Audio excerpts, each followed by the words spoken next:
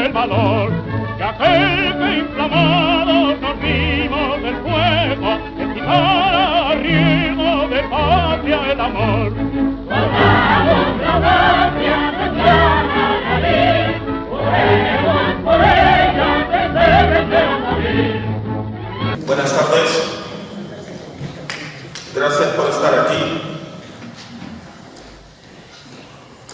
Este es un acto organizado por la agrupación ateneísta Juan Negrín y colabora la sección de Ciencia y Cultura Militar del Ateneo, que a pesar de que su nombre a veces a algunos les impone, pues como aquí se verá en esa mesa también, pues también hay militares republicanos y ideas progresistas y de izquierda, claramente. Antes de comenzar, aprovechar el momento para otras dos invitaciones. El día 21, el lunes, en una de las salas pequeñas, precisamente la sección militar, haremos un acto sobre la participación no muy conocida aquí de Portugal, de nuestro país vecino y a veces tan minusvalorado, en la Primera Guerra Mundial, como país beligerante, no tropa voluntaria, sino como un país implicado en la guerra contra el Imperio Alemán, que envió a decenas de miles de soldados a luchar en los campos de Francia. Eso será el próximo lunes en una de las salas, no recuerdo ahora si no Estafeta, creo que no Estafeta, a las 7:30. Y el viernes 25 de febrero, hay un acto en el que la agrupación Negrín participamos colateralmente en la sección de literatura, que es un libro que se ha sacado una biografía a un consocio nuestro muy veterano, el científico Ernesto García Camarero, y ha salido una biografía sobre su vida, un hombre de ideas progresistas también, y teniendo en cuenta que don Juan Negrín era científico, pues la agrupación participaremos en dicho acto, que ese será en el salón, creo que a las 7:30 también, el viernes 25. Les decía que este es un acto organizado por la agrupación ateneísta Juan Negrín. Somos consecuentes con el nombre. Resistir, no capitular. Resistir para vencer. Por la República. Por su contenido histórico aquí en España de antifascismo. La agrupación la constituimos oficialmente el 23 de abril de 2008. Entre sus primeros signantes, don Alberto Gil Novales.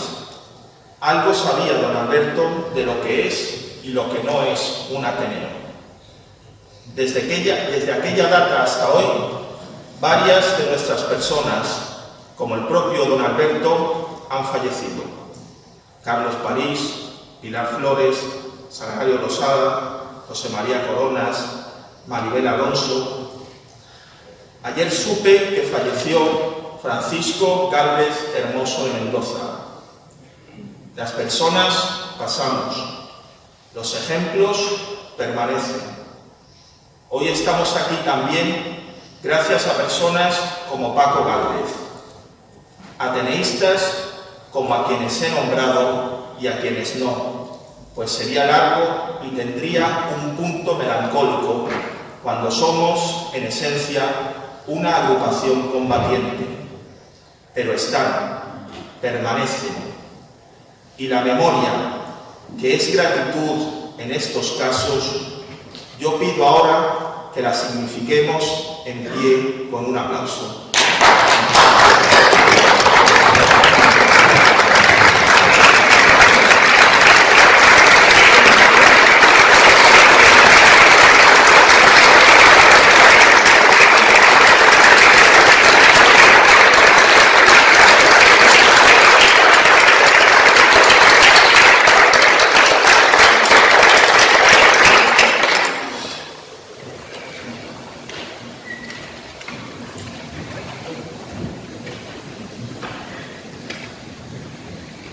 Hemos cogido el día 16 por ser la data exacta.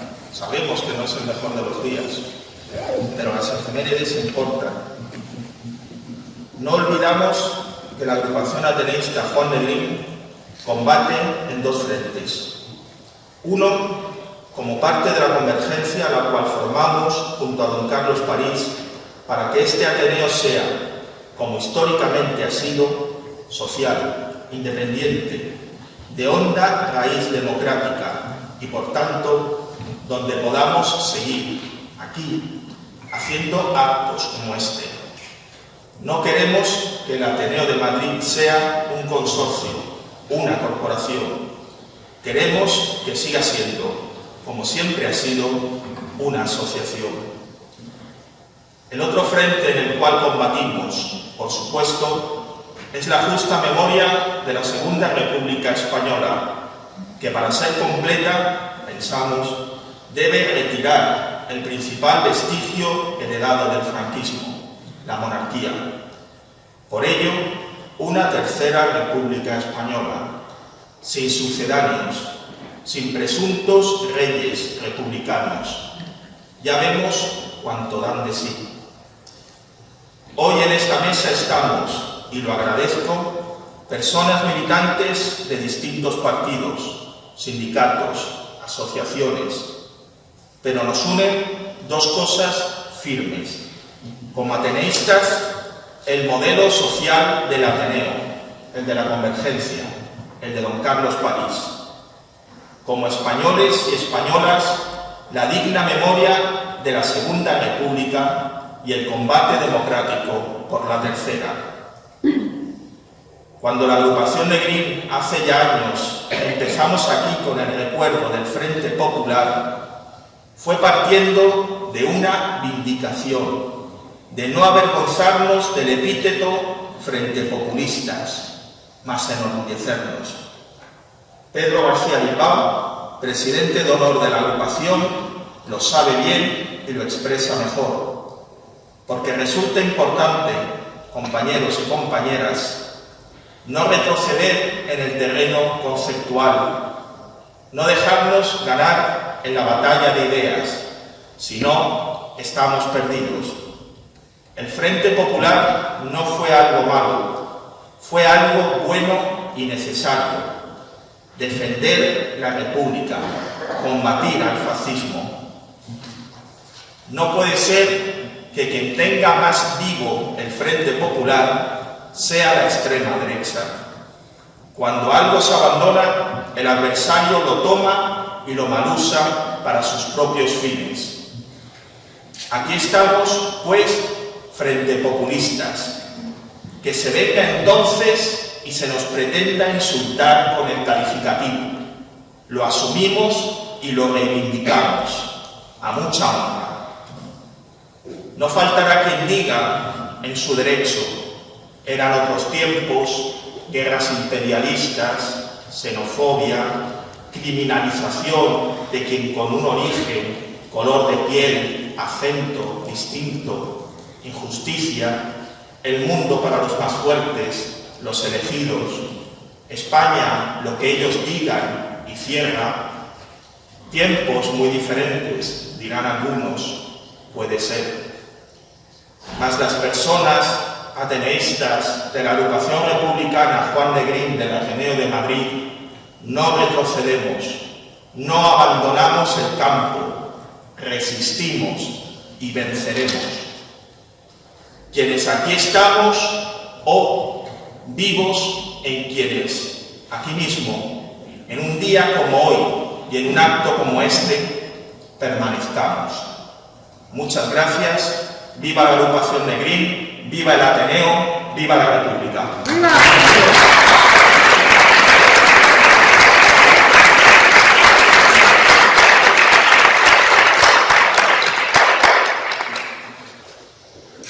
Las presentaciones van a ser sucintas y leeré un texto que nuestra compañera Teresa, que vive en París, pero viene, de hecho viene cuando hay votaciones y algunos actos ha podido venir, nos ha enviado. Tiene la palabra Sergio García Reyes, ateneísta, médico. Fue diputado en la primera legislatura de la Asamblea de Madrid. Buenas tardes, bienvenidos y gracias por la presencia. Por la brevedad del tiempo asignado, solo resaltar los aspectos de aquel hito histórico que fue el Frente Popular. Hito porque fue la primera y la última vez que en pleno y unida la izquierda española ganó unas elecciones democráticas. Bueno, luego ya vendría el PSOE. Primero, la unión por las bases de los partidos y grupos que intervinieron en su formación, superando los sempiternos enfrentamientos. El antecedente de esta unión se fraguó en la fallida huelga general de 1934, que en Asturias tomó un carácter revolucionario. Bajo las siglas de UHP, Unidos Hermanos Proletarios, los principales partidos obreros se unieron en una lucha común. Este frente obrero actuó como núcleo y base sólida que posibilitó los acuerdos en la cúpula por parte de los dirigentes. Sin esa unión por abajo, los pactos y acuerdos por arriba suelen tener poca consistencia. Es verdad que existía un marco general que facilitaba esta unión. En 1933, la dirección de la Internacional Obrera Socialista muestra su dispuesta a entenderse con la Internacional Comunista. En el 34, el PSOE se pronuncia por la Alianza Obrera y poco después ingresa al Partido Comunista. En 1935, el 7º Congreso del Comintern propone la política de Frente Popular, propiciando la colaboración de los partidos obreros con los partidos burgueses progresistas. Los anarquistas también tenían su plus de motivación para participar. El otro aspecto resaltante es la altura de miras, la responsabilidad y la generosidad de los dirigentes políticos, renunciando a sus propios programas y proyectos específicos para unirse en torno a un programa muy moderado y a un gobierno únicamente republicano que solo pretendía recuperar algunas de las medidas iniciadas en el 1931, abortadas por la derecha durante el bienio negro. ¿Qué pasa? ¿Qué ocurre? ¿Cuál es el trasfondo? Que prima un objetivo superior y común: parar al fascismo, triunfante en parte de Europa y amenazante en España. En España esa amenaza la constituía la CEDA de Gil Robles, que se hacía llamar el jefe en una deriva fascistoide, de tintes autoritarios de la cerrén derecha española, que una vez más trataba de impedir cualquier progreso que atentara a sus privilegios. Dando un salto en el tiempo, hoy en España nos encontramos con la paradoja de un gobierno de izquierdas o progresista y una base social y política de izquierda débil, sin pulso, fragmentada y carente de un proyecto aglutinador, que propicia a su vez la debilidad del gobierno. Es proverbial la tendencia a la división y subdivisión de la izquierda, en que cada grupo se escinde enarbolando, eso sí, la bandera de la unidad que ellos han contribuido a destruir. En términos vulgares, podríamos decir que están aquejados de eso que se llama el narcisismo de las diferencias, aferrarse a lo que nos separa, por muy poco que sea, y convertirlo en su esencia identitaria y bastión ideológico de enfrentamiento.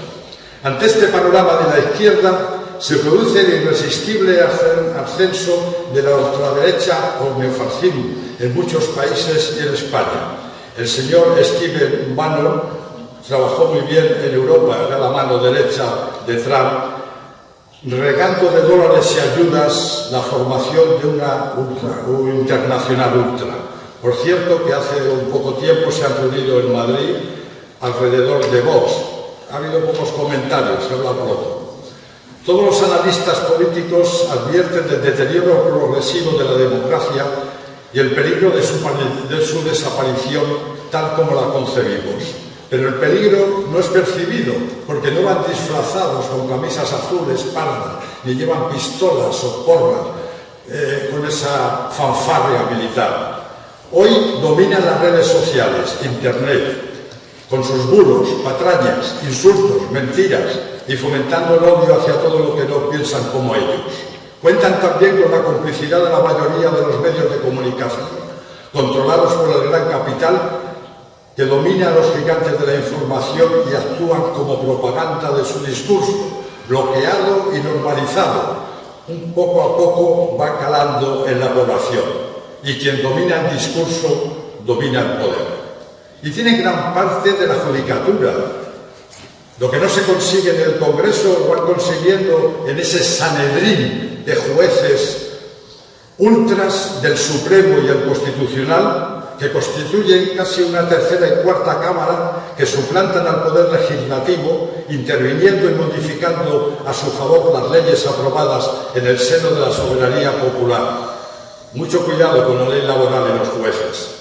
Convierte intencionadamente el Congreso en un espectáculo tumultuoso de gritos, insultos, berridos y aspavientos con la complicidad de la derecha tradicional, de la que al fin y al cabo han salido, que provocan el desafecto y el rechazo en la ciudadanía y el descrédito de las instituciones democráticas, al aparecer como incapaces de resolver los graves problemas que una sociedad compleja, tecnificada y globalizada presenta. El caldo de cultivo es una ciudadanía insatisfecha, atemorizada por su futuro, desinformada e individualista, a la que se embauca con palabras huecas y altisonantes. Últimamente Abascal en Castilla, para arreglar todo esto y solucionarlo, nos proponía rescatar al Cid, es decir, retrotraernos a la Edad Media. Se supone que a la tizona le añadirá un smartphone para disimular. Hoy el peligro es el mismo que entonces y los valores del Frente Popular más vigentes que nunca. La necesidad de una unión por la base de asociaciones cívicas, movimientos sociales, sindicatos, militantes políticos, sobre todo de los partidos a la izquierda del PSOE, y la reunión y la renuncia de los dirigentes al cortoplacismo y al tacticismo empobrecedor por un objetivo común: salvar la democracia, parar a los ultras.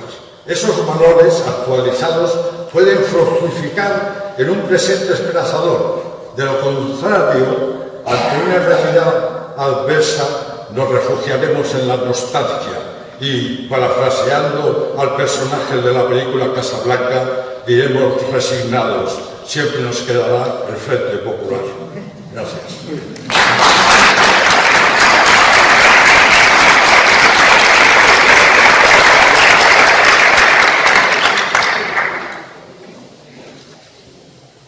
Carmen Moreno Prieto, ateneísta, profesora e investigadora de historia. Buenas tardes. Bueno, dada la brevedad del tiempo, trataré de hacer toda la capacidad de síntesis que pueda tener para explicarme. Vamos a ver, quisiera empezar esta intervención con una frase con la que termina uno de los más conocidos libros del profesor Josep Fontana, desgraciadamente fallecido, que nos puede explicar muy bien por qué cayó el Frente Popular. Decía Josep Fontana: el fracaso de España es el fracaso de sus élites. Estas son las que tienen mucho que ver con esa caída de un Frente Popular que prometía ser exitoso. Tengamos en cuenta que estas élites, de las que no pudo desprenderse la República, entre otras cosas por la gran capacidad de recursos económicos que sacan de este país, por todas sus redes internacionales, son las que nos vendieron el Frente Popular como un desorden de izquierdas. No fue tan un desorden de izquierdas, si bien hay que decir que muchos de estos grupos de izquierdas quisieron aprovechar este gobierno del Frente Popular para hacer la revolución por su cuenta. No, el desorden los provocan estas élites, muy vinculadas en aquel momento a Alfonso XIII, muy vinculadas a ciertos intereses económicos británicos, alemanes, que veían en el Frente Popular, o vendieron el Frente Popular como una reedición de la Revolución Soviética. No se pretendía tal cosa. Si cogemos los textos, los diarios de Manuel Azaña de este momento, entonces ya presidente de la República, decía que no necesitaba una república de súbditos, necesitaba una república de republicanos y de ciudadanos. ¿Qué quería decir con esto Manuel Azaña? Que se necesitaba que se formara una nación. Y cuando Manuel Azaña hablaba de nación, hablaba de ilustración, hablaba de conciencia social, hablaba de empoderamiento de este país. Porque él decía: España ha servido siempre a los intereses de dinastías extranjeras, nunca a sus propios intereses. De esto hablaba Manuel Azaña y de esto hablaba el Frente Popular. A esto era lo que tenía Inglaterra, Alemania, las élites españolas e incluso la misma Sociedad de Naciones. a que España por primera vez aprovechara sus ricos recursos para hacer nación, para hacer su propia riqueza y para ser una nación que estuviera a la vanguardia. Esto fue lo que fracasó con aquel golpe de Estado del 18 de julio de 1936. Desde luego hay que decir que los movimientos que hicieron estas élites, que muchos de ellos tienen nombres y apellidos, tuvieron éxito y fue porque tuvieron un apoyo internacional. La misma República en la Sociedad de Naciones se vio sola en aquel momento. O sea, fracasó aquí un proyecto de nación, gracias a unas élites muy vinculadas a Alfonso XIII, que estaba conspirando desde París contra la República, y muy vinculadas al naciente fascismo en aquel momento. Tomemos nota de esto, porque si por algo se atacó a profesores, maestros, y por algo se atacó al mundo académico en aquel momento, entonces muy floreciente, fue para evitar que se formara aquí nación. Aquí tenemos Estado, no nación, ni conciencia de nación. Fue lo que fracasó. Fue el éxito de aquel golpe de Estado del 18 de julio de 1936. Y desde aquí hacer mi homenaje a un diputado de entonces, fusilado en 1941 por su apoyo a la sedición, el doctor Juan Peset. Doctor Juan Peset, que estaba nominado a Premio Nobel de Medicina en el momento que se le fusiló, por sus estudios contra las pandemias y por haber atacado la pandemia de tifus que se sucedió en Sevilla en tiempos de la República. Este es el llamamiento que quería hacer desde la memoria del Frente Popular. Construyamos nación. Que nación no sea decir viva la Roja, oe, oe, viva el Reacade. No, eso no es construir nación. Eso es construir ignorancia. Y sobre la ignorancia se construye la nada. Muchísimas gracias.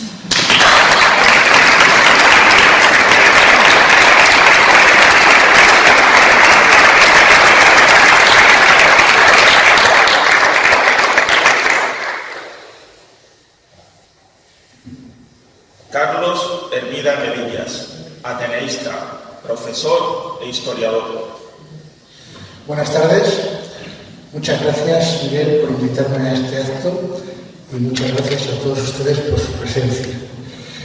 La victoria del Frente Popular en febrero de 1936 fue un acontecimiento trascendental en la historia de la Segunda República Española y en nuestra historia contemporánea. Era la primera vez que un amplio abanico de fuerzas de izquierda, socialistas, comunistas, republicanos de izquierda, el POM, Partido Sindicalista, formaban una coalición electoral, se presentaban a las elecciones y las ganaban. La izquierda supo ver el peligro que suponía el avance del fascismo y, dejando a un lado diferencias, se aglutinó en torno a un programa mínimo: la defensa de la República, la puesta en marcha de las reformas iniciadas en el primer bienio, del año 31 al 33, y la amnistía para los 30.000 presos políticos de la Revolución de Asturias. Fue un programa que ilusionó a los trabajadores y por eso el Frente Popular venció. Pero ese Frente Popular del año 36 es historia, es pasado. Pasado que debemos seguir estudiando, exponiendo, explicando y conmemorando como hacemos hoy. Pero hay que volver la vista a la situación actual. Y España se encuentra en una situación enormemente difícil, muy grave, y yo diría que muy peligrosa. Hay 11 millones de personas en situación de pobreza, no de exclusión social, como se dice con ese eufemismo, sino de pobreza real y efectiva. La corrupción sistémica en nuestro país alcanza a las más altas instituciones del Estado y está sembrando una desmoralización absoluta entre amplios sectores de la sociedad española. Los servicios públicos se deterioran debido a las privatizaciones, especialmente en el campo de la sanidad y de la educación. No somos un país soberano. Pertenecemos a una organización terrorista llamada OTAN. Tenemos bases militares estadounidenses en nuestro territorio, que son una amenaza para nuestra seguridad nacional en caso de conflicto entre las superpotencias. Y algo extremadamente grave: el avance del fascismo, como lo hemos visto en en las recientes elecciones celebradas en Castilla y León este domingo. El fascismo avanza con un mensaje de odio al diferente, de odio al movimiento feminista, de odio al inmigrante, y está calando en las clases populares. No nos engañemos, los votos que recibe Vox son votos que se obtienen en muchos casos en barrios obreros. Aprovecho la ocasión para decir que al fascismo hay que combatirlo con todos los medios de lucha. Todos los medios de lucha son legítimos, en el pasado, hoy y en el futuro. Bien, para salir de esta situación, ¿qué debemos hacer? Hay que aplicar de una forma rápida reformas profundas, económicas, sociales y políticas. Pero eso no es posible hacerlo en el marco actual, en el marco jurídico y político que tenemos. No es posible llevar a cabo esas reformas en el marco de la Constitución del 78 y de la monarquía, porque ambas, la Constitución del 78 y la monarquía, son los pilares en los que reposa un orden político y económico al servicio de la oligarquía. Una clase social cuyos intereses son antagónicos al de las clases populares. No es posible una regeneración democrática, como afirman algunos políticos. No es posible, porque esta monarquía está gangrenada por la corrupción y es heredera directa del franquismo. ¿Qué debemos hacer? Pues la solución es la ruptura democrática, esa ruptura que no hubo en los años de la transición, la ruptura republicana, la consecución de una tercera república de carácter popular y federal, que represente otros intereses, los intereses de un bloque social popular. Ahora bien, la república no va a caer del cielo, como el agua, ni va a brotar espontáneamente de la tierra. Hay que trabajar por ella, hay que luchar por ella. Y la izquierda tiene una responsabilidad histórica. Debe fijarse en lo que ocurrió en febrero del 36 y unirse en torno a un bloque popular, a un frente popular, a una unidad popular. El nombre es lo de menos. Y tiene que hacerlo en torno a un programa mínimo, pero claro. Reformas económicas y sociales estructurales, porque los problemas que tiene España son estructurales y no estos sucedáneos que nos vende el gobierno. Hay que reconocer el derecho de autodeterminación de las nacionalidades históricas. Hay que salirnos de la OTAN. Hay que potenciar los servicios públicos, fundamentalmente sanidad y educación. Y hay que recuperar la memoria histórica para que se haga realidad la verdad, justicia y reparación de esas miles de víctimas del régimen criminal que fue el franquismo. Si la izquierda es capaz de aglutinarse en torno a un programa como este o parecido, entonces podremos frenar al fascismo, vencer a la oligarquía y avanzar hacia la república.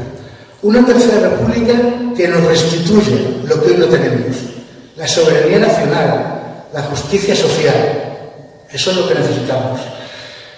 Y para terminar, solamente decirles lo siguiente. En febrero del año 36 hubo una luz que iluminó este país y se llamó Frente Popular.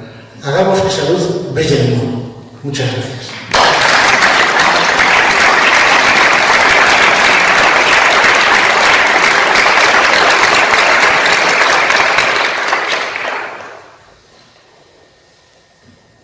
Voy a leer a continuación la intervención que Teresa Meneses Martín nos ha enviado. Teresa, como todos los participantes de la mesa, es ateneísta, socia de este Ateneo, vive en París desde hace ya bastantes años, pero cuando hay aquí, por ejemplo, elecciones, en las que nos jugamos, como antes he dicho, que esto siga siendo una asociación independiente y libre, ella viene desde París. Su intervención es un poco más larga de lo que hemos pedido, yo voy a leerla un poco rápido, no mucho más, pero insisto, ante alguien con este nivel de compromiso, yo no me siento capaz de recortar. Ya sabe que para la próxima vez, en actos más numerosos, pero voy a leer su intervención, que además está muy bien escrita. Teresa Meneses Martín, ateneísta, escritora, militante antifranquista, reside en Francia, nos ha enviado el siguiente texto. Unas palabras, aunque me encuentro en París, para expresar mi adhesión al acto, memoria y vigencia del Frente Popular de la Segunda República Española, que en el día de hoy se celebra en el Salón de Actos del Ateneo Científico, Literario y Artístico de Madrid. Acto organizado por la agrupación ateneísta Juan Negrín y la sección de Ciencia y Cultura Militar de las que formo parte. Estamos aquí para no olvidar que fue posible la victoria de un frente popular como el que vio la luz el 16 de febrero de 1936.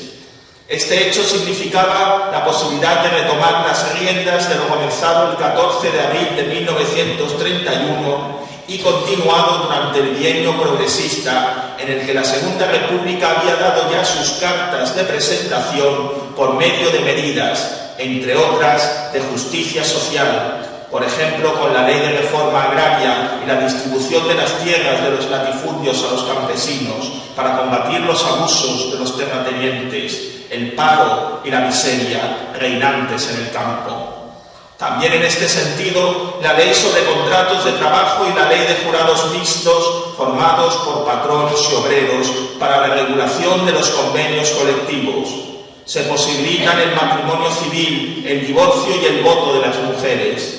En la cultura y en la educación se emprenden acciones importantes para acabar con el analfabetismo reinante entonces en España, por medio de la institución libre de enseñanza y de las misiones pedagógicas móviles, como las bibliotecas ambulantes que se desplazaban con el fin de difundir la cultura hasta los lugares más recónditos y atrasados del país.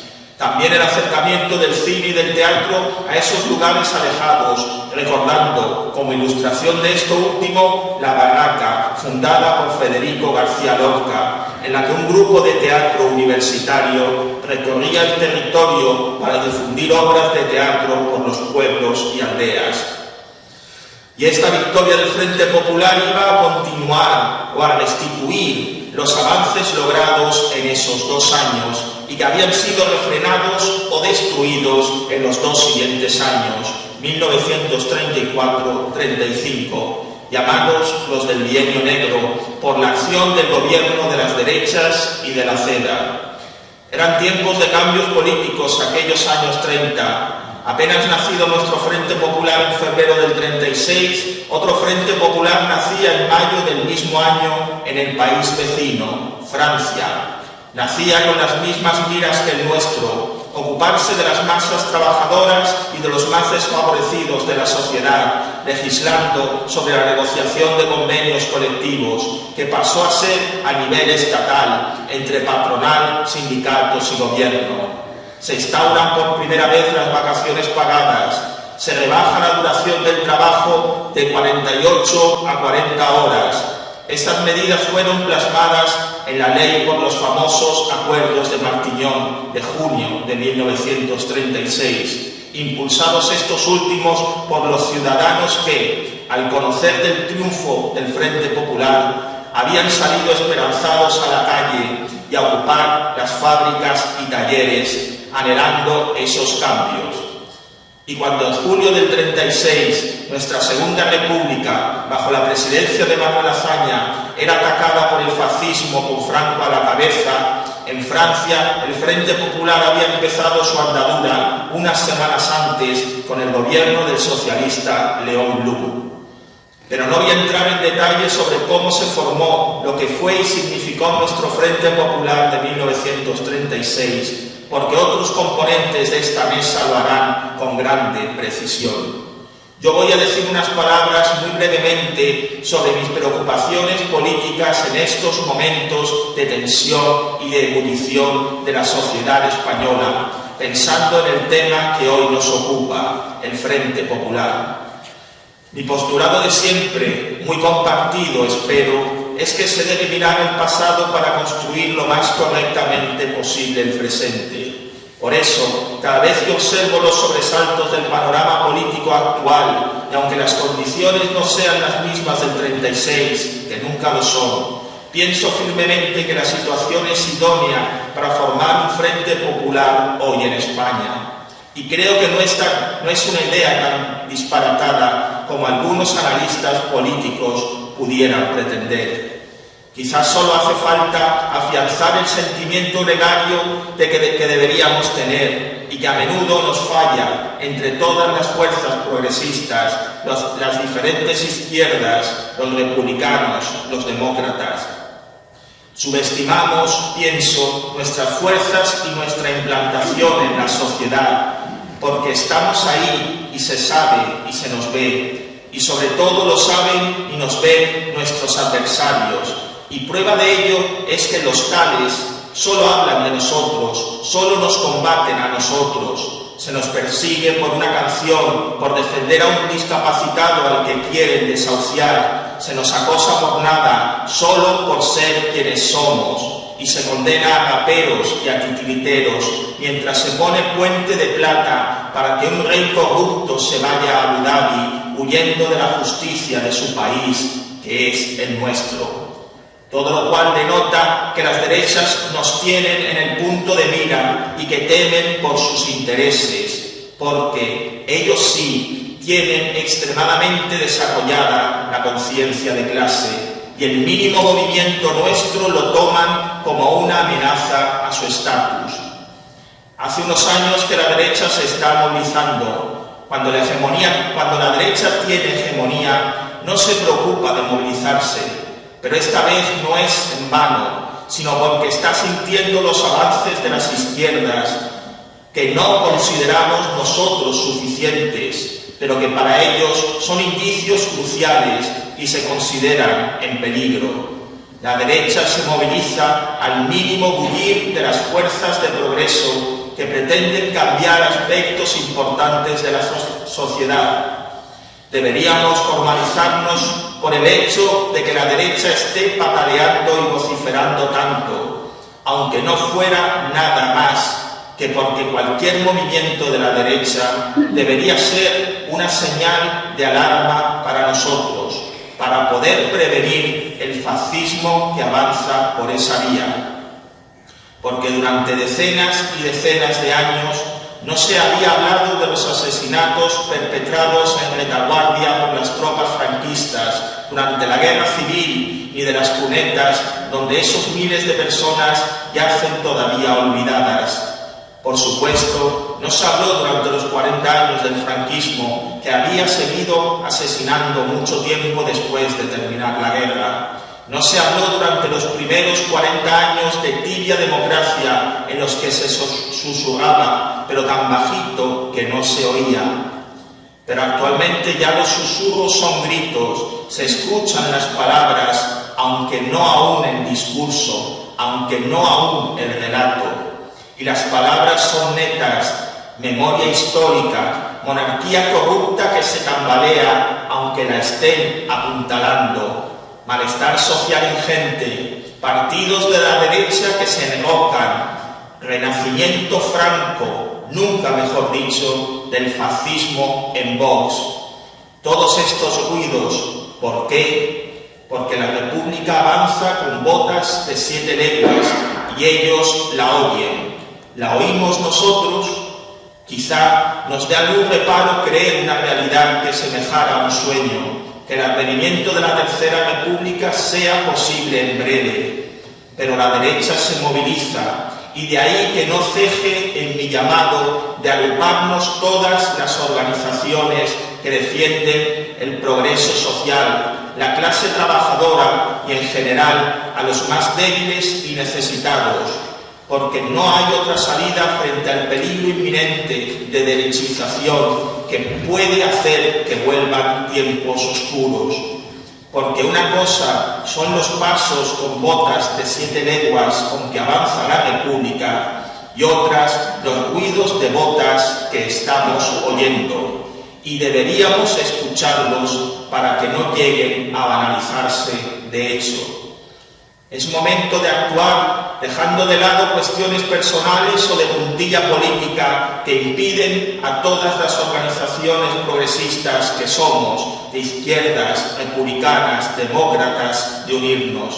Porque todas estas organizaciones juntas son más fuertes que las derechas, eso nadie lo duda. Convencidos, pues, de que la Tercera República avanza al paso de las botas de 7 leguas, quizás deberíamos prepararnos para recibirlas, o mejor, ayudarla a llegar, firmando tal vez un nuevo pacto de San Sebastián. ¡Viva la República! Muchas gracias. Teresa Meneses Martín, París, 16 de febrero de 2022.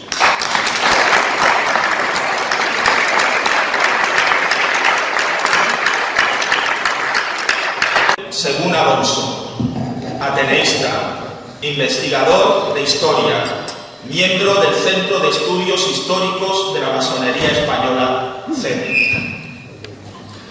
Muchísimas gracias a todas y a todos, muchísimas gracias Miguel, muchísimas gracias a la agrupación Juan Merlín y a la sección de Ciencia y Cultura Militar por haberme permitido hablar en un acto republicano y para republicanos y republicanas. Yo siempre estoy encantado de hablar de República, de hablar de Frente Popular y sobre todo cuando estoy entre amigos y amigas. Antes de empezar, sí me gustaría volver a recordar a Francisco Gálvez, un ateneísta al que estoy seguro que ahora, allí donde esté, brillará la fraternidad de la que siempre fue un innegable defensor. El Frente Popular fue una coalición, y esto es muy importante que lo recordemos en palabras de hoy, de centroizquierda, que nace en 1935 y nace con el fin de ganar las elecciones de 1936. Los republicanos y las republicanas estaban cansadas de esa crispación, de esa crisis económica, de ese, podríamos decir, dominio apabullante de las derechas que se había materializado en 1933 tras estas elecciones. Estaba compuesto por un amplio espectro de partidos que son capaces de llegar a un acuerdo de mínimos que frenara a la intolerante derecha. Y así, inmediatamente, volvió a encenderse aquella mitad de España que se sintió derrotada en las elecciones de 1933, la esperanza de un nuevo triunfo, inspirada no tanto por lo que el pacto decía, sino por el simple hecho de decirlo, por la escueta razón de su existencia.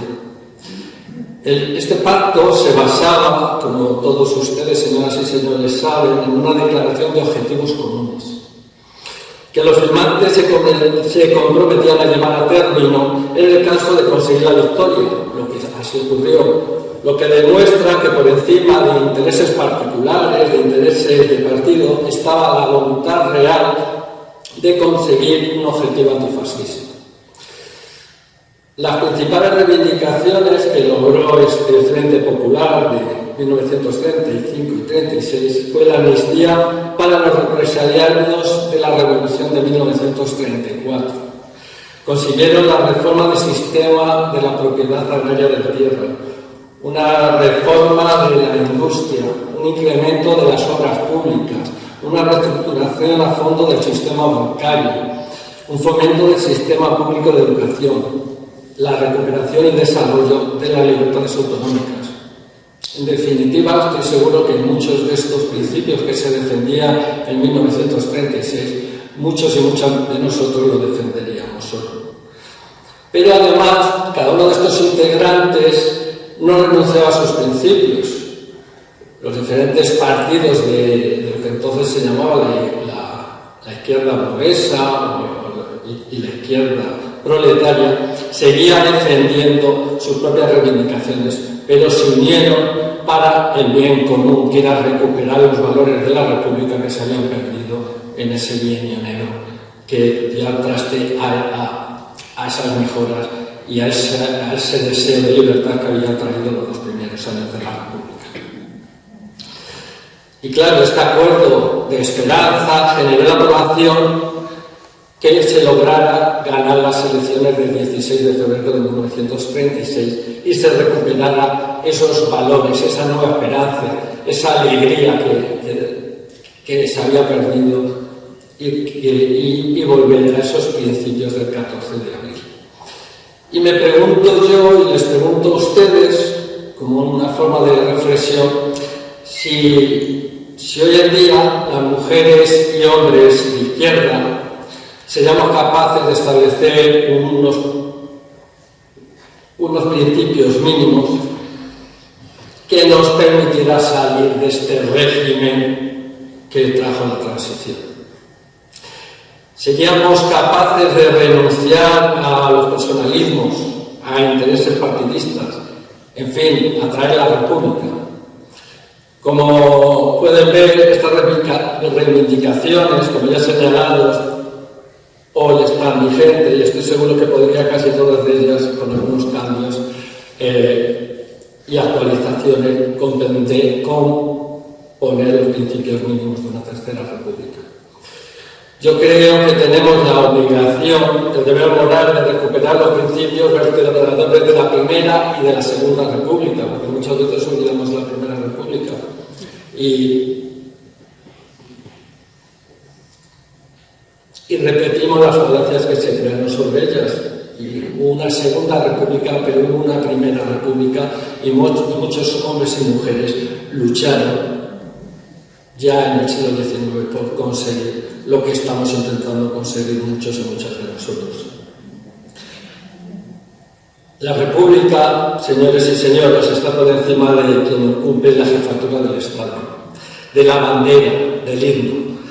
Aunque estos cambios sean fundamentales y necesarios, la República es una forma de entender la vida, de enfrentarse a la realidad, de dejar de soñar para construir una nueva sociedad basada en los principios republicanos de libertad, igualdad, fraternidad y el principio que lo amasa, que es la laicidad. Yo creo que unas reivindicaciones mínimas para un frente popular del siglo XXI sería, aunque ya antes ha presentado algunos principios con los que yo también estoy de acuerdo, el pueblo debe recobrar la soberanía. La hemos perdido y la debemos recuperar. Todas las instituciones deben ser elegidas democráticamente, incluida por supuesto la jefatura del Estado. Una democracia en la que no se elige al jefe supremo de ese Estado no tiene ni siquiera el nombre de democracia. Los símbolos deben representar a toda la ciudadanía y no como ocurre hoy a los vencedores de una guerra. Debe producirse una reforma agraria. Olvidamos a los campos de España y están muy parecidas como estaban en 1931. Una reforma industrial, una reforma bancaria, una reforma educativa. Principios que ya estaban recogidos en el programa del Frente Popular de 1936. La Constitución debe establecer la laicidad como un principio irrenunciable, como así lo hacía la Constitución de 1931 y no la hace la de 1978. Debe existir una real separación de poderes. Todas las ciudadanas y ciudadanos deben ser iguales ante la ley. Y todas las naciones que forman España deben sentirse integradas con un objetivo: el bien de la ciudadanía y el bien de los pueblos que la componen.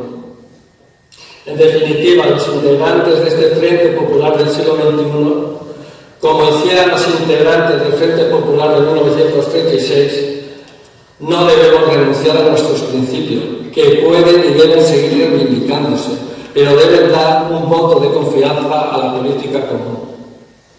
En definitiva, el Frente Popular que busque el bien de la ciudadanía y con ello el bien de España. Muchas gracias. Viva la República, viva el Frente Popular. ¡Viva!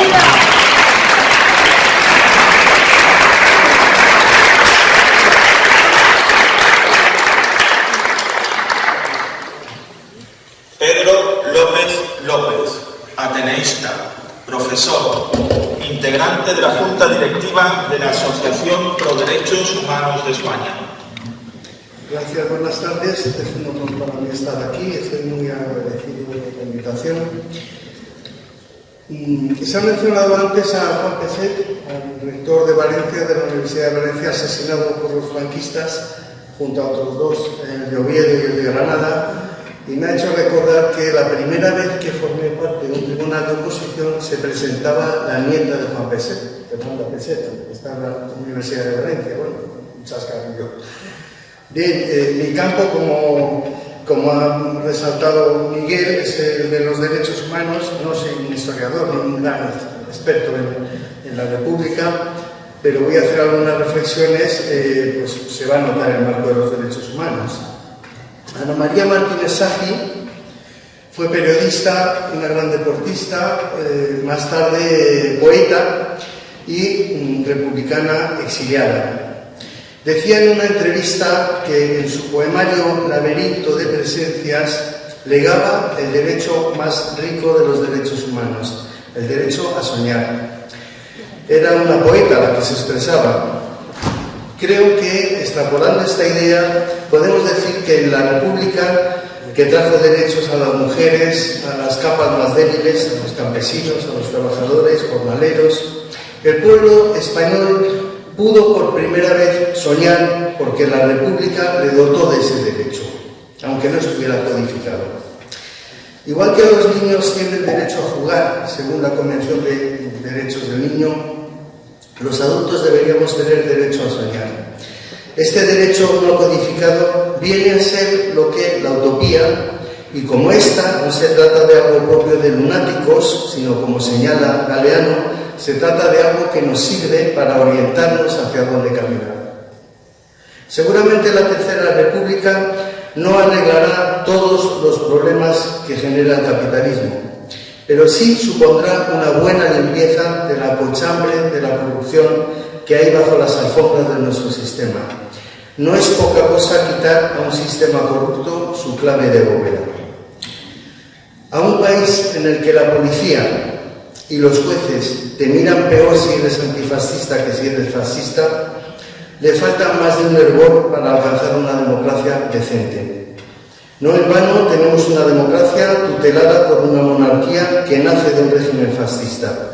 Y no estaría mal que para mejorar esta democracia, se incorporara a su Constitución un artículo como el 6º de la Constitución de 1931, que dice: España renuncia a la guerra como instrumento de política nacional, o como el 20 del Pacto Internacional de Derechos Civiles y Políticos, que prohíbe la propaganda de guerra. Seguramente esto evitaría el espectáculo bochornoso de ver a gobiernos de nuestro país tragarse la propaganda de guerra de la OTAN y hacer cabriolas de perrito faldero para no enfadar al imperio.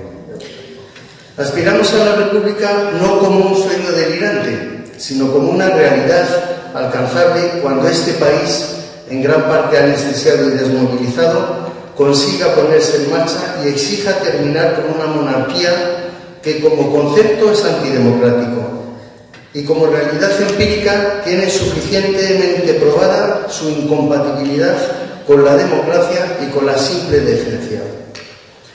Estoy en el mundo de la enseñanza, como algunos compañeros y compañeras aquí, y quiero resaltar que en su punto 8º el programa del Frente Popular consideraba la enseñanza como atributo indeclinable del Estado, en el superior empeño de conseguir en la suma de sus ciudadanos el mayor grado de conocimiento y, por consiguiente, el más amplio nivel moral por encima de razones confesionales y de clase social. La realidad actual de la enseñanza está teñida de mercantilismo, emprendimiento, competitividad y gestión empresarial. La ética cívica y laica, la cultura de paz y derechos humanos cada vez está más desaparecida en el sistema educativo. El Mundo Obrero de 16 de enero del 36 escribía que el Frente Popular es el arma que precisamos para abrir amplio campo al desarrollo de las aspiraciones democráticas. 86 años después de esta frase sigue teniendo actualidad y nos anima a perseverar para alcanzar una república popular, laica, garantista de los derechos humanos y que contribuya en la comunidad internacional a un orden justo y pacífico. Artículo 28 de la Declaración Universal de Derechos Humanos. Pero que represente, a un orden justo y pacífico, un orden que debe estar regido por Naciones Unidas o cualquier organización que la sustituya, pero que represente realmente y legítimamente a la comunidad internacional. No un orden liderado por un club militar, una organización terrorista, efectivamente, con afanes imperialistas y con vasallajes humillantes para el sistema democrático. Gracias.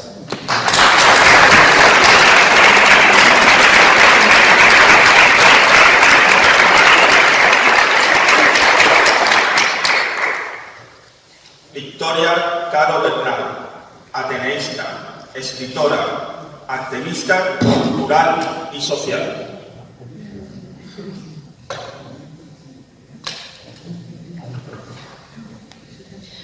Muchas gracias, compañeros, muchas gracias a Miguel Pastrana, que fue durante muchos años secretario de la Junta de Gobierno de Carlos París, la Junta de la Convergencia, y es una persona que sigue luchando a nuestro lado para que este Ateneo no sea reconvertido.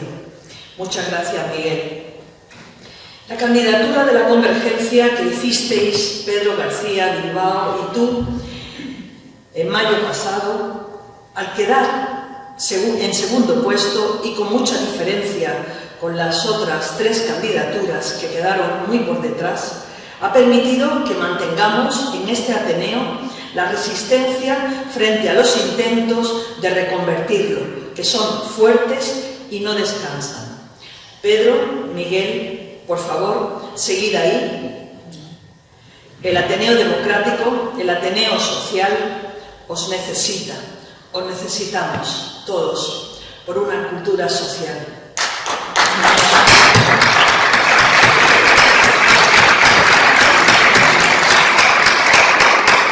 Hace 86 años, un día como hoy, debió de ser un gran día. Muchos se abrazarían emocionados por la victoria. Atrás quedaban los esfuerzos por la unidad, las promesas de no dividirse ni fragmentarse. Todo por una suma de objetivos, por unos pactos y consensos necesarios. Todo por los valores de la democracia, para que sin grandes alteraciones un gobierno legítimo cambiara el rumbo de lo que ya planeaba sobre Europa. Una sombra que asfixiaría los derechos y las garantías de quienes promovieran libertades y justicias. Aquellos partidos de izquierdas pactaron. Supieron cumplir y hacerlo cumplir.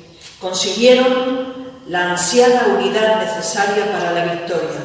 Supieron pactar, ganaron de manera democrática y merecidamente. Todos en contra de la guerra, la violencia, los odios, los delitos de odio antes y ahora, y las mentiras antes y ahora.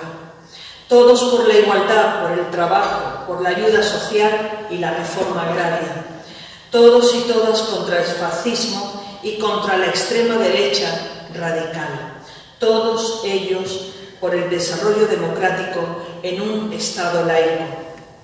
Que nadie nos quite nunca más nuestros logros. Que hoy, como ayer, silenciemos al fascismo, a la extrema derecha y a la ultraderecha española con su vengativo odio, con todas sus falsedades. Lo haremos con leyes, normas, consensos. ¿Será posible la esperanza hoy como ayer? Claro que sí. Entonces fue gracias a Manuel Azaña, uno de los nuestros, porque un frente unido y de izquierdas fue posible. Socialistas, comunistas, radicales, marxistas, anarquistas, republicanos, de izquierdas, clase obrera, clase trabajadora, la ciudadanía. Los intelectuales de la época y el Ateneo de Madrid lo vieron. Un año después se apagaron todos los candiles, el sol y todas las estrellas. La semana pasada se cumplieron 85 años de la más grande masacre de civiles en Europa, más de 5.000 personas asesinadas que fueron bombardeadas por tierra, mar y aire. Fue en la carretera de Málaga a Almería, la desbandada de Málaga. Huía de las tropas franquistas, de los torturadores y asesinos de civiles en Sevilla.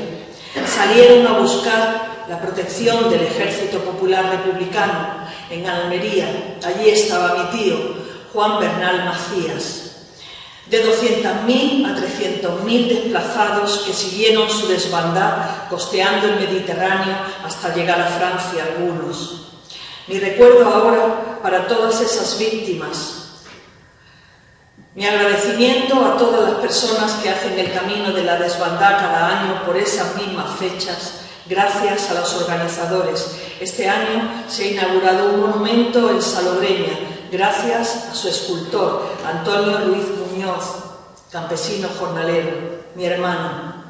Ha quedado este monumento cerca de la desembocadura del río Guadalfeo, en memoria de los cientos de ahogados que se dejaron sus vidas en ese lugar por culpa de la ocasional lluvia torrencial que provocó una rapidísima crecida del río de noche.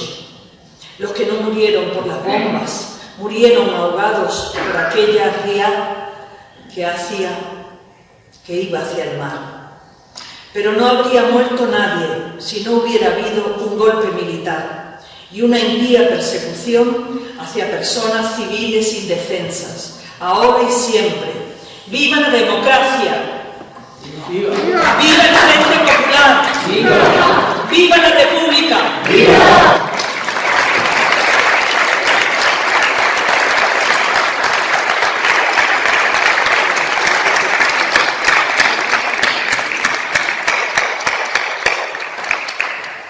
Manuel Pardo de Don Lebú, ateneísta, militar en la reserva, presidente de la Asociación Memoria Militar Democrática AMMD.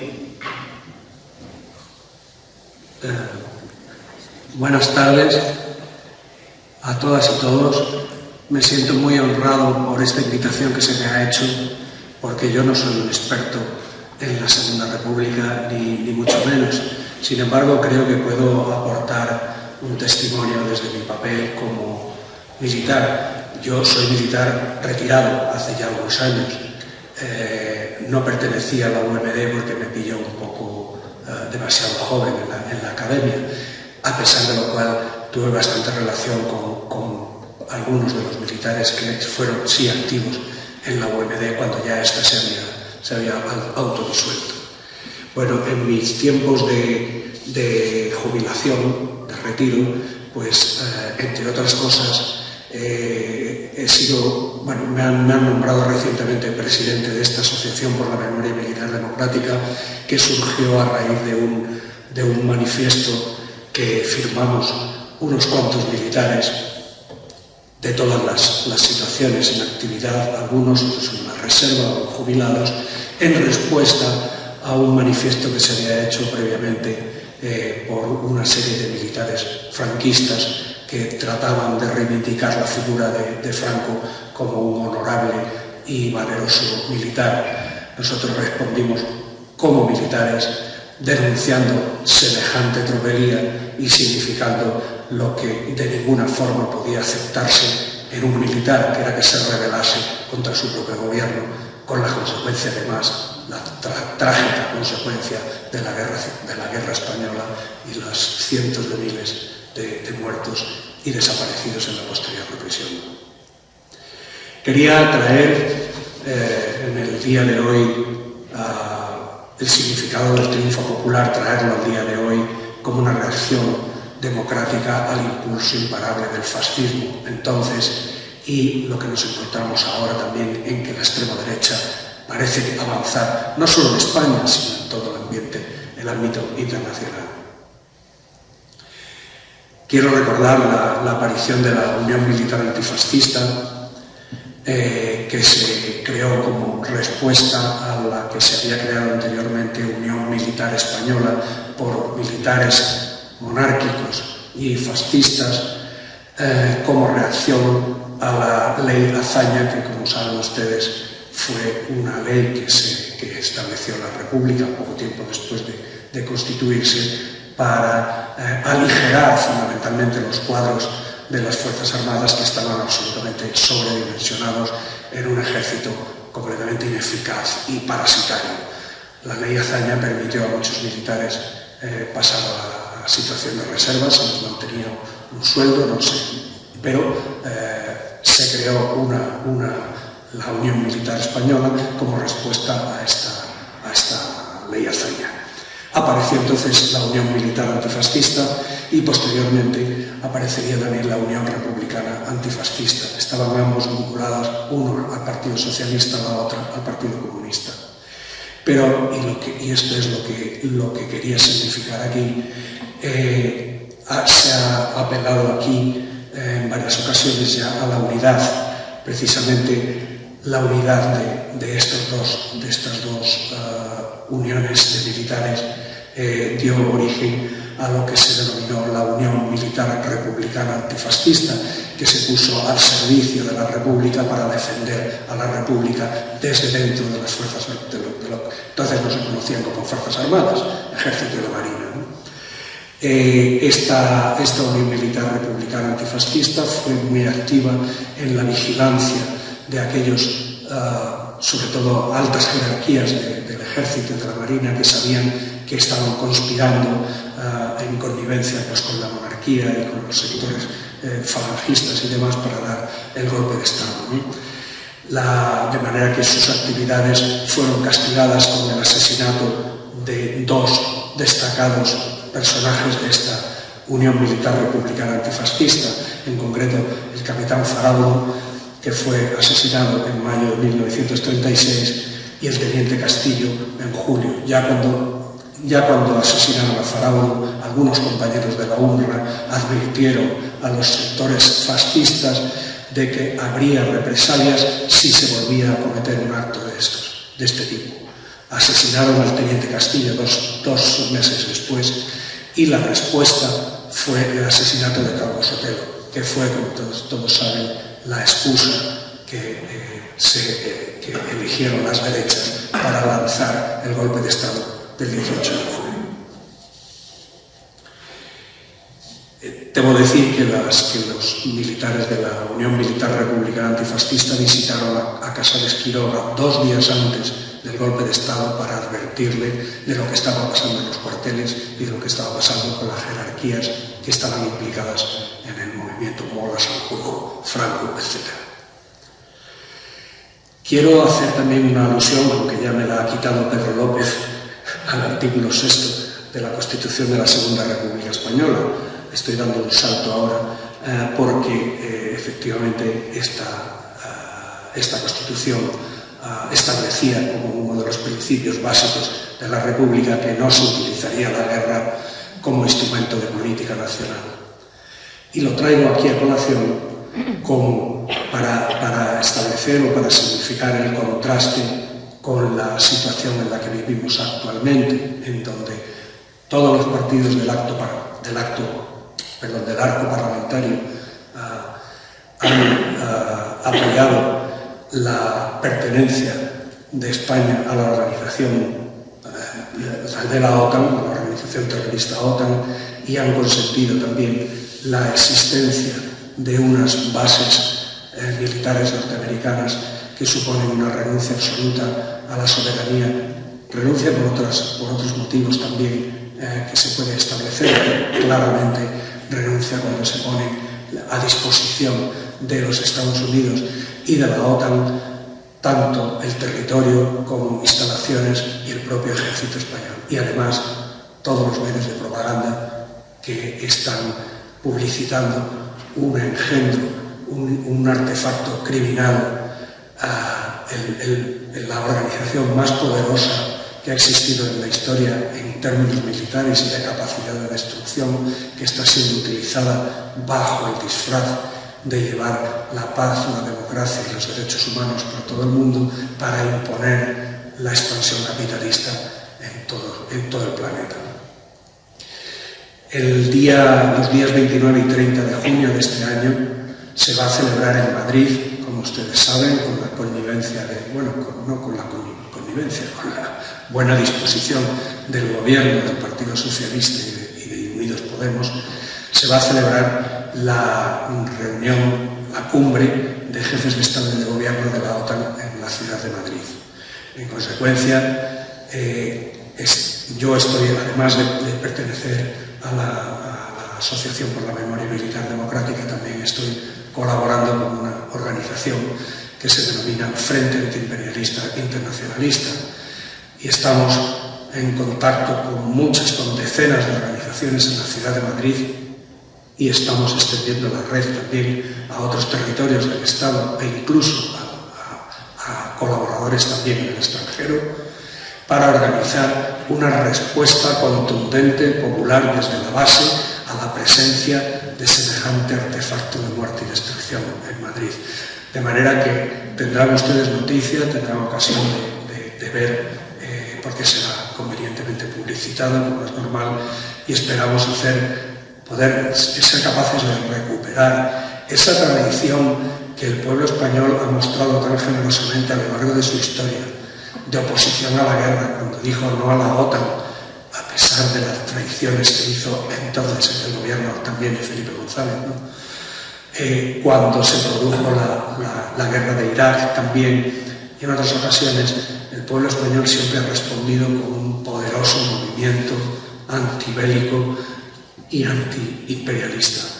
Estamos haciendo cuanto podemos y seguiremos haciendo todos los esfuerzos necesarios para llevar a la calle este movimiento que desde luego es esencial para recuperar la soberanía. Es decir, no es concebible una soberanía, un Estado republicano, manteniendo la vinculación con las bases de Estados Unidos y con la OTAN. De manera que, bueno, esto es simplemente una anotación que me ha parecido, por mi condición de militar, por mi condición de luchador antifascista, antifranquista y antiimperialista, que me pareció que era una ocasión adecuada para traer a colación y para llamar la atención de todos ustedes acerca de este tema. Muchas gracias.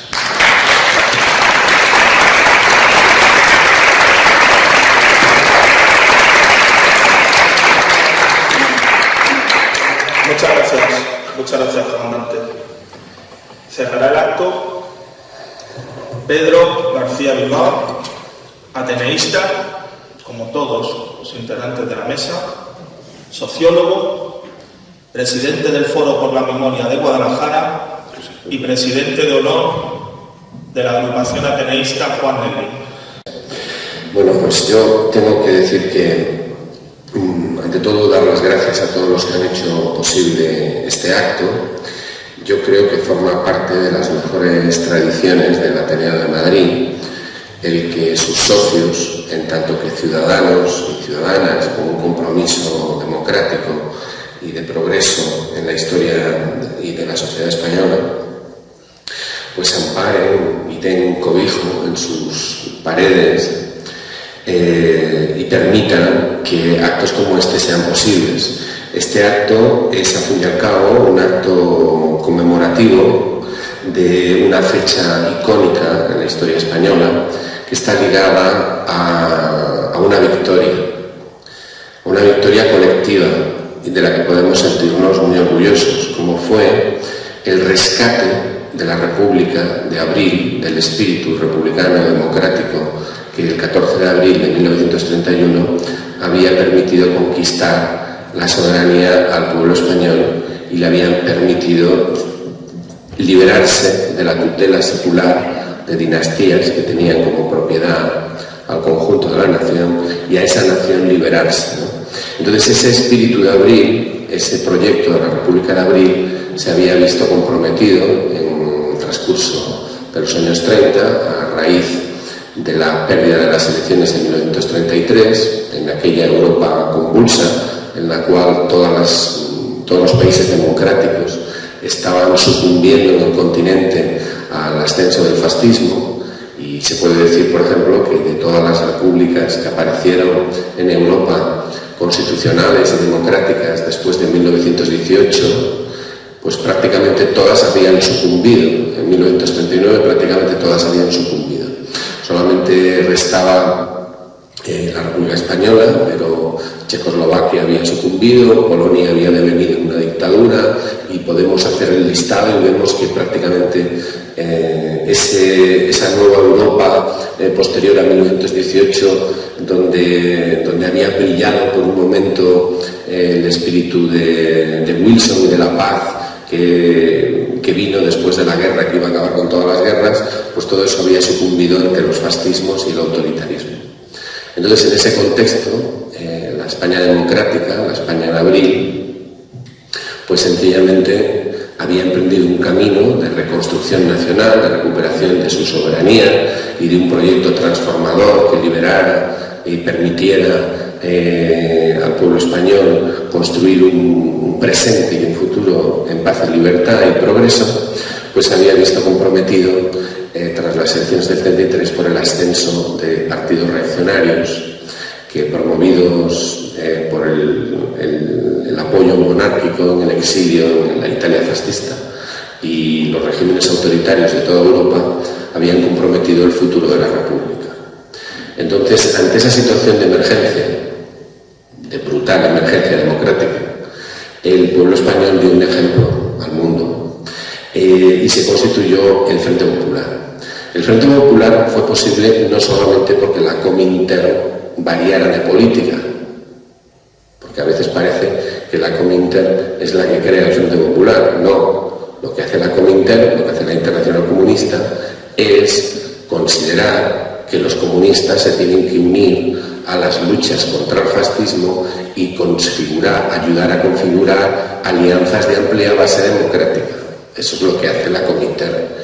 Pero el concepto de tenemos que unirnos frente al fascismo para conseguir defender las instituciones democráticas y los planes de progreso, eso era ampliamente compartido. Es decir, había muchas más fuerzas. La España de aquella época no la España, la Europa de aquella época, y desde luego España y su modelo político era muy distinto al actual. ¿Cómo eran aquellos parlamentos? ¿Qué fuerzas políticas existían en aquellos parlamentos de Europa de aquella época? Pues miren, a partir de finales del siglo XIX, el sufragio universal había venido a instaurarse en bastantes países de Europa. Había habido unas luchas importantes en todo eso. Eso llevó a la posibilidad de que los partidos nacidos del corazón del movimiento obrero pudieran tener representación. Eso llegó a pasar en Inglaterra con los laboristas, en Alemania con los socialdemócratas, en la Francia de la Tercera República con los distintos grupos socialistas, con las distintas ramas socialistas. Es decir, los partidos obreros empezaron a tener representación. El mapa político estaba completamente dividido. Por un lado estaban los partidos burgueses y por otro lado estos partidos obreros. En la historia concreta española, la incorporación al Parlamento de los partidos obreros, básicamente el Partido Socialista Obrero Español, es muy tardía, tiene que ver con la historia concreta en la que no vamos a entrar. Pero además, en Francia y en España, a diferencia de otros países, había unos elementos cualitativamente distintos, que eran los partidos de lo que podríamos llamar la tradición radical socialista o radical republicana, los partidos de la izquierda republicana. En Francia, por ejemplo, uno de ellos va a ser el propio dirigente histórico, el fundador de la CGT y del Humanité, que es Jean Jaurès, que es un republicano de izquierda, ¿no? Y muchísimos más. Pero, es decir, en España y en Francia, que comparten una tradición de lucha republicana, existe además de los partidos obreros, existen partidos burgueses democráticos que defienden el carácter, superar el Estado liberal y convertir el Estado liberal en un Estado democrático capaz de asumir profundas reformas sociales. Sobre la base de una ideología, el republicanismo. Porque el republicanismo es una ideología. La ideología que venía desde la tradición de la Revolución Francesa y lo que deseaba era no tener que renunciar a las libertades para poder disponer de derechos sociales. Es decir, habitaba en la idea de que no es necesario tener que elegir, sino que es necesario conciliar, armonizar la defensa de los derechos políticos y civiles plenos, de los derechos humanos, con los derechos sociales, con un compromiso social del Estado, de la República al servicio del pueblo, pero sin renunciar en modo alguno ni a las libertades ni a los derechos sociales. Y en ese sentido ser implacable, si es necesario. Eso en lo que serían las posiciones más firmes dentro de ese espacio. Entonces, en la Europa de los años 20 y 30, pues efectivamente tenemos en los parlamentos partidos obreros, tenemos partidos democráticos republicanos en esa tradición, y en otros parlamentos, y también en el español, hay los partidos reaccionarios. Los partidos reaccionarios ligados al poder tradicional, que están desde Suecia a Inglaterra y desde luego a Portugal y a España y a todos los países, donde hay la mezcla que especifica cada país. Los agrarios, el Centrum católico en Alemania, que luego va a votar Hitler, los monárquicos en el caso español, que luego se van a configurar en la CEDA, los partidos dinásticos que se van a ver agotados y quemados por Alfonso XIII con su apoyo cuando Alfonso XIII da el golpe de Estado. El resultado es que en medio de todo ese escenario, en los años 30 España supera el viejo Parlamento y la vieja estructura de poder de la monarquía, y una alianza de partidos democráticos republicanos que representaba a la fracción democrática de las clases medias urbanas que había en la España de la época, que se habían educado en valores universales y republicanos, que estaban por la construcción de un Estado democrático constitucional comprometido con las libertades del pueblo y la defensa de su dignidad y de la dignidad del trabajo, fueron capaces de unirse con el movimiento obrero. Y eso fue la República de Abril.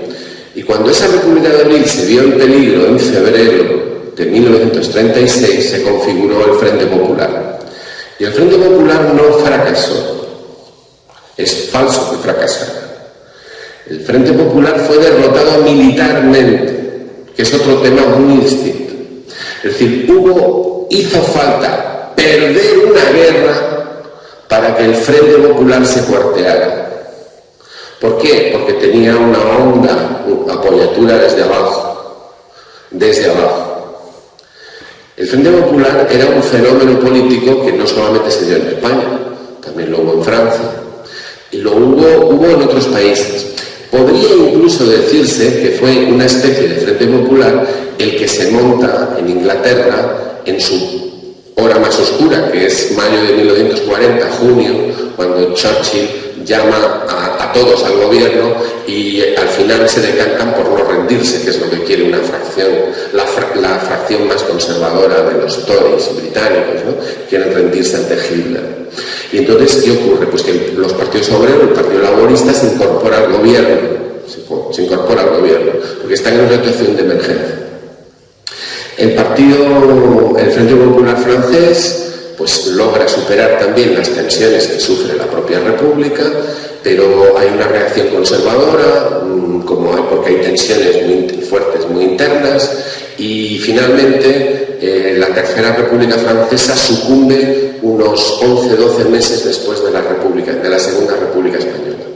Y sucumbe ante una derrota militar y un golpe de Estado que suspende la República, disuelve la Asamblea y quita la Constitución y el himno nacional francés, que es cuando Pétain asume el poder. La Segunda República aguantó 3 años militarmente de derrota en derrota. La Tercera República Francesa aguantó 22 días. Y al final son un factor interno nacido de la reacción interna del propio país la que liquida la Tercera República Francesa. La República Española luchó en las condiciones que todos conocemos porque hubo una conspiración internacional contra esa república, hubo un golpe de Estado inspirado y apoyado internacionalmente con participación de los monárquicos en el exilio, como hoy sabemos perfectamente, y sin embargo el Frente Popular hizo cuanto pudo por organizar esa resistencia. ¿Qué es lo que explica la resistencia de la República Española en defensa de sus libertades y su Estado democrático? Pues muy sencillo, lo que no hubo en Alemania, ni lo hubo en Francia, ni lo hubo en prácticamente ningún país de la Europa de su contexto. Que en España la alianza de la fracción democrática y antifascista de las clases medias republicanas con el movimiento obrero fue una realidad. Eso es lo que explica que en España hubiera resistencia con éxito. Y la derrota fue, entre otras cosas, por motivos internacionales, no fue por la dinámica interna. Es decir, Francia recuperó sus libertades porque los aliados ganaron la guerra. Si no ganan los aliados la guerra, Francia no hubiera recuperado sus libertades. Vamos a decirlo claramente. Pero De Gaulle lo explica. La France n'était pas seule. No está sola. El problema es que la República Española sí estaba sola, porque los países democráticos, las potencias democráticas, estaban en plenas políticas de apaciguamiento. Pero a estas alturas, y en este momento, y no vamos a extendernos demasiado, en un acto como el que planteamos sobre el Frente Popular, cuando la agrupación Negrín y la sección en la que está también nuestro compañero Según, de Ciencia y Cultura Militar, planteamos que el acto pues teníamos que dar, a ser posible, que se oyeran voces plurales, que participaran todas las personas que quisieran participar y que tenían que aportar, ya que se han oído ideas muy importantes, muy interesantes. Pero este tipo de actos siempre se ha interpretado a veces como una especie de nostalgia, ¿verdad? Como una especie de nostalgia. Ya están aquí los nostálgicos, los que miran al pasado, los no sé qué, los no sé cuánto. Bueno, pues yo creo que podemos convenir todos en que compartir lo que hemos aprendido sobre lo que pasó es necesario, porque hay mucho desconocimiento. Entonces, el hecho de que en un acto conmemorativo dediquemos una parte del tiempo a explicar lo que pasó, y Según, por ejemplo, ha entrado en detalles del programa, pues es muy positivo. O sea, el Frente Popular fue una alianza interclasista, en primer lugar. No fue una alianza solamente del movimiento obrero, fue interclasista. Lo que pasa es que entonces, en aquella época, al menos en España, existía una fracción de las clases medias que era antifascista. Cosa que ahora no hay. Ahora la situación es otra. Pero es que en aquella época también había movimiento obrero organizado y con peso muy fuerte, y además había partidos obreros en el Parlamento, porque estaba el Partido Comunista de España y estaba el Partido Socialista Obrero Español de entonces, cosa que ahora tampoco pasa. Entonces hay cosas que entonces pasaban que ahora no pasan, porque la sociedad ahora es distinta.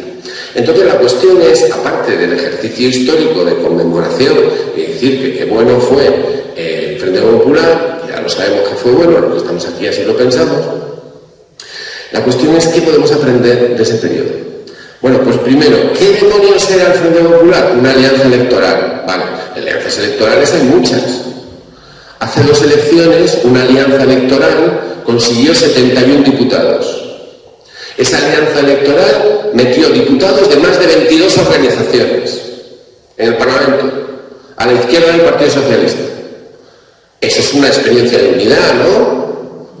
¿A que sí? Es una experiencia de unidad clarísima. Pero sin embargo, ¿qué fue lo que les pasó? ¿Dónde están ahora esos 71 diputados? ¿Haciendo activismo? ¿Están aquí? ¿Dónde demonios están ahora? ¿Y cuál es su línea de discurso? Entonces, alianzas y alianzas, hay muchas alianzas. Por ejemplo, hay alianzas que temen ser consideradas un frente popular. ¿Se va a construir un frente popular con aquellos que tienen miedo a que les consideren frente popular? ¿Se puede construir un frente popular con grupos políticos cuyos dirigentes tienen miedo a ser considerados frente popular? ¿Eso es creíble? Otro asunto es lo que pueda pensar el votante, la ciudadanía, incluso buena parte de la militancia, que sí que estaría por la labor, pero en la práctica, en la realidad, las líneas políticas se definen y son las que se aplican. Y las que se aplican son las que defienden los dirigentes, son los que tienen representación, son los que están en el Parlamento. Y la palabra Frente Popular hoy en día en el Parlamento se utiliza como insulto por la extrema derecha. Y no hay nadie que asuma y diga, pues sí, habría que hacerlo, y yo lo convoco. Eso no se oye en la tribuna de las Cortes. Se puede oír en la tribuna del Ateneo, en un acto nostálgico, pero no se oye en la tribuna de las Cortes. Entonces, aquí hay problemas. Esto no es un problema de egos. Esto no es un problema de personalismos. Esto no es un problema de que nos demos codazos en el ascensor o en el taxi. Esto es un problema de que hay concepciones políticas distintas e ideologías distintas en el seno de la izquierda. De entrada, hay una parte de la izquierda que dice que la izquierda y la derecha ya no existen, que no son categorías válidas, que la política es mala. Es decir, empiezan a elaborar un discurso que tiene esos elementos, superar la izquierda y la derecha. La política es una casta, todas estas cosas. Esa línea de discurso que empezó con José Antonio Primo de Rivera, siguió con el otro Rivera, el de Ciudadanos, y hoy en día repite Vox con mucho éxito. Ya saben, la política es mala, los políticos son corruptos, la izquierda y la derecha rojos y azules, todo eso es antiguo, es una mochila, etc. Entonces conviene que aprendamos qué significó el Frente Popular. El Frente Popular fue una alianza, ¿cierto? Pero fue una alianza que tenía un determinado software, unas determinadas reglas de funcionamiento. De entrada no era una alianza en torno a un líder carismático, era una alianza de partidos y de personas, con ideologías muy distintas, muy abierta, porque iba desde la derecha regionalista valenciana, que ya es, pasando por el Partido Comunista de la Internacional al POU, que ya también es, o sea, que eso se llama amplitud, ¿verdad? Eso es un abanico, eso es que es un arco, ¿verdad? Eso es que es un arco de alianza. Es decir, ¿por qué? Porque tenían la idea de que había algo en peligro, que lo que estaba en peligro era la República, y cada uno cifraba en la República pues, sus esperanzas, unos para llegar hasta aquí y otros para llegar hasta allá, pero eso estaba en peligro. Entonces, como eso estaba en peligro, fueron capaces de unirse con unas reglas de funcionamiento. Todos van a estar representados, todos van a estar en las listas, cada uno escogerá sus candidatos como quiera, y los candidatos que escoja pasarán a ser del Frente Popular. El Frente Popular se presenta. Todos los partidos tienen su programa máximo, pero acordamos un programa mínimo. El programa mínimo era de centro izquierda, como ha dicho Según, lo ha dicho muy bien. Por ejemplo, no incluía la nacionalización de la banca. No incluía eso. Ahora bien, los partidos burgueses republicanos querían banca pública. Querían mantener la caja postal, querían un banco hipotecario, querían, para favorecer el acceso a la propiedad y a la vivienda de los trabajadores, querían un banco exterior, el Banco Exterior de España, querían banca comercial, es decir, querían que hubiera banca pública como un instrumento para acceder al crédito y a vertebrar el país. Hoy en día, es que no es posible ni siquiera imaginar que rescaten la caja postal. O sea, el gobierno este que tenemos, el más progresista desde el Big Bang, es incapaz siquiera de defender públicamente, no hay ningún diputado que salga y diga que hay que montar la caja postal. ¿Por qué? Porque Ana Patricia Botín, la gran defensora de la reforma laboral, está en contra. Y lo que ha pasado con Bankia ya lo sabe. Entonces, cuando digo que hay diferentes proyectos y diferentes concepciones sobre cómo hacer política, creo que es una realidad. Es una realidad. Entonces, ¿de qué Frente Popular vamos hablar o vamos a construir si lo que queremos es recuperar la República? Hombre, por lo primero que tenemos que tener claro es si queremos la República o no. Porque aquí ha habido muchos republicanos que eran juancarlistas, acuérdense. Ahora nadie es juancarlista. Vamos, ni su esposa siquiera. Es la menos juancarlista de todos. Entonces bueno, vamos a ver. Ahora el juancarlismo ha desaparecido, pero sin embargo todavía no es hora de la República. Se nos acaba de decir. No es un tema prioritario, no es hora. No es el momento. Este tema además divide, entonces como divide y confronta, pues entonces no se pueden construir mayorías si se confronta. Resultado, no se confronta. Y cuando no se confronta, ¿qué es lo que pasa? Que la extrema derecha avanza, que la derecha avanza, que el discurso en los medios de comunicación que están al servicio del poder no tiene contestación. Y lo que tenemos en los medios de comunicación son fachas de verdad e izquierdistas de pega, que es lo que tenemos por todas partes.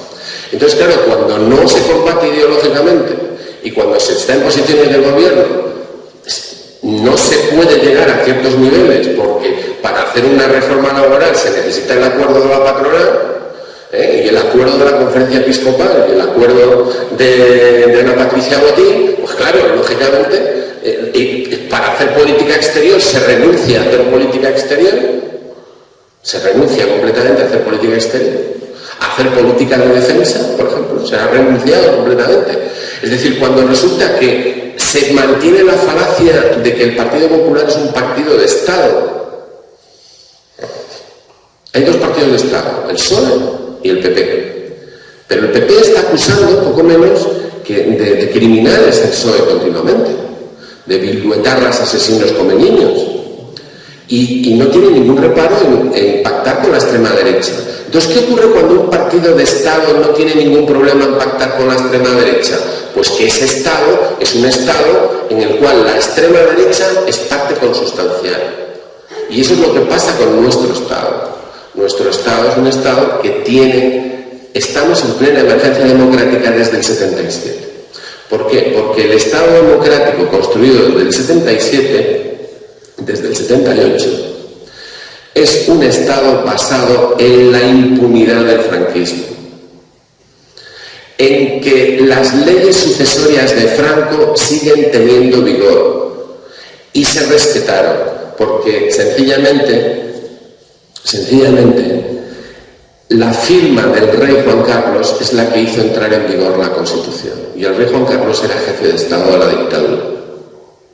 Entonces, si esa es la situación, si resulta que tenemos una jefatura de Estado que tiene su legitimidad directa en el franquismo, y tenemos un Estado basado en la impunidad del franquismo, y tenemos unas políticas de Estado que impiden la aplicación y desarrollo de las políticas sociales que se necesitan, pues entonces hay un amplio margen para decir que a lo mejor necesitamos derribar este Estado y construir un Estado democrático, republicano y comprometido con los derechos y libertades del pueblo y la plenitud de sus derechos sociales. Es decir, que lo que necesitamos no es una nueva república, sino restituir la república que fue derribada.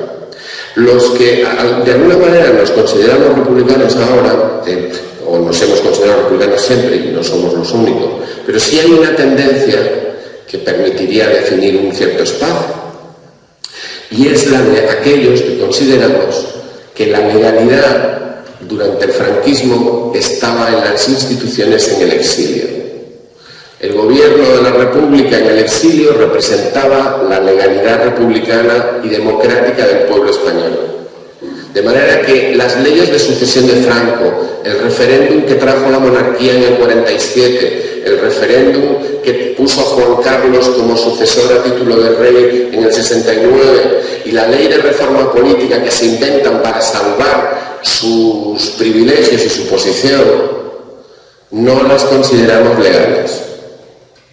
Ahora bien, desde el momento en que se disuelve el gobierno de la República, en el 77, la única legalidad que queda es esta. Entonces, en la medida que somos demócratas, aceptamos esta legalidad. La aceptamos, es la que es la que hay. Y por eso consideramos que se debe presentar uno a las elecciones y defender gallardamente sus posiciones. Ahora bien, lo que no aceptamos es la legitimidad de este régimen. Este régimen no es legítimo. Este régimen no es el régimen democrático que garantiza la plena soberanía e independencia del pueblo español, como muy bien se ha expresado aquí. Es más, las mismas barreras que se ponen para las reformas sociales y las transformaciones sociales que este pueblo necesita para sobrevivir, son las mismas, tienen el mismo origen que las barreras que impiden que la República avance. Entonces, la lucha por la República y la lucha por un programa social avanzado de aplicación inmediata, si mañana se ganan las elecciones, es la misma lucha. Y esa es una clave que me permito decir aquí y ahora, que es la clave para articular un nuevo Frente Popular.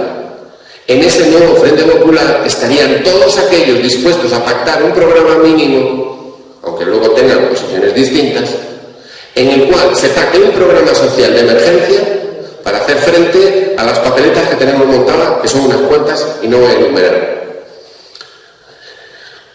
Un programa que tenga que ver con una hoja de ruta para la República, es decir, superar la falta de legitimidad total de este régimen y restituir la República.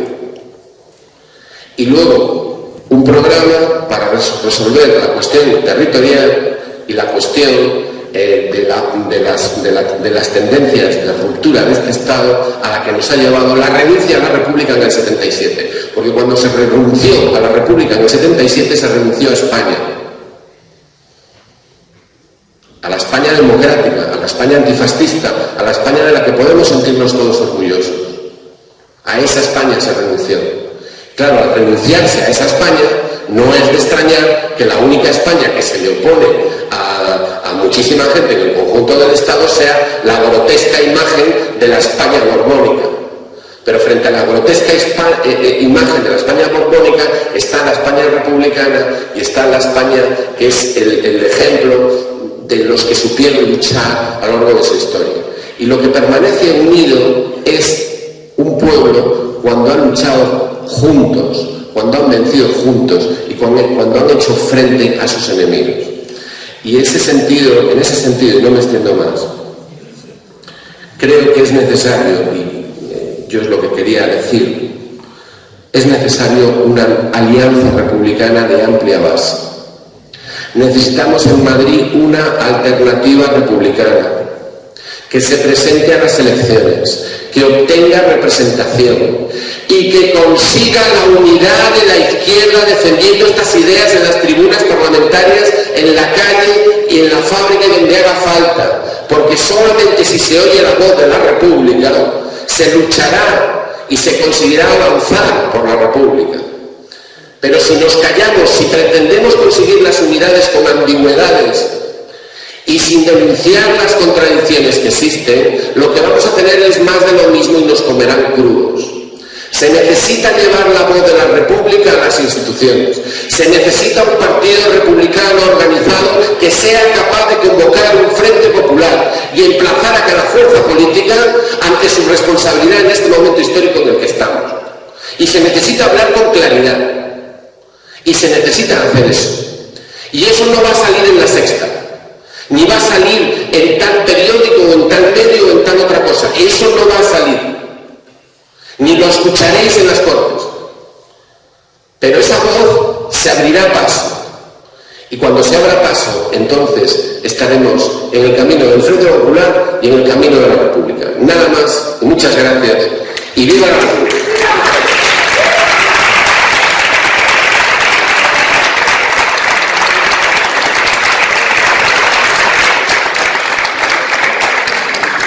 Vamos a terminar con el himno de Diego.